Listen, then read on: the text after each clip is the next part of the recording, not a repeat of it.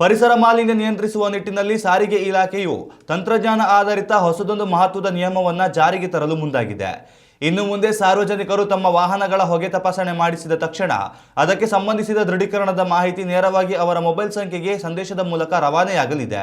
ಪ್ರಸ್ತುತ ದಿನಗಳಲ್ಲಿ ರಸ್ತೆಗಿಳಿಯುವ ಪ್ರತಿಯೊಂದು ವಾಹನಕ್ಕೂ ಮಾಲಿನ್ಯ ನಿಯಂತ್ರಣ ಪ್ರಮಾಣ ಪತ್ರ ಕಡ್ಡಾಯವಾಗಿದೆ. ಆದರೆ ಅನೇಕ ವಾಹನ ಸವಾರರು ಇದರ ನಿಗದಿತ ಅವಧಿ ಮುಗಿದರೂ ಮರೆತು ಹೋಗಿ ಅಥವಾ ನಿರ್ಲಕ್ಷ್ಯದಿಂದ ನವೀಕರಿಸದೆ ಸಂಚರಿಸುತ್ತಾರೆ.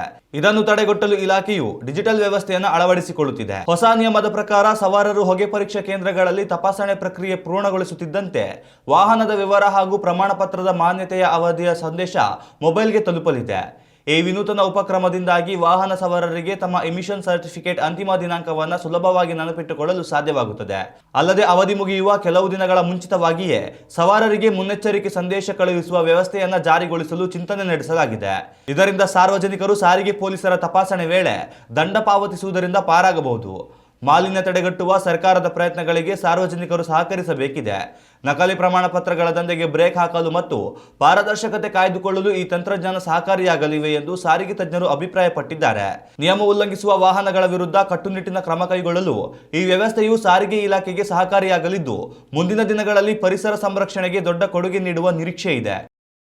ಉತ್ತಮ ಸಂಸ್ಕಾರಯುತ ಶಿಕ್ಷಣದೊಂದಿಗೆ VSS English medium CBSE school Udupi Muddur. ನರ್ಸರಿಯಿಂದ 10ನೇ ತರಗತಿವರೆಗೆ ಶಿಕ್ಷಣದ ಜೊತೆಗೆ 5ರಿಂದ 10ನೇ ತರಗತಿವರೆಗಿನ ವಿದ್ಯಾರ್ಥಿನಿಯರಿಗೆ ಉತ್ತಮ ಹಾಸ್ಟೆಲ್ ಸೌಲಭ್ಯವೂ ಇದೆ. ನಿಮ್ಮ ಮಕ್ಕಳ ಪ್ರವೇಶಾತಿಗಾಗಿ ಈ ಸಂಖ್ಯೆಗೆ ಕರೆ ಮಾಡಿ.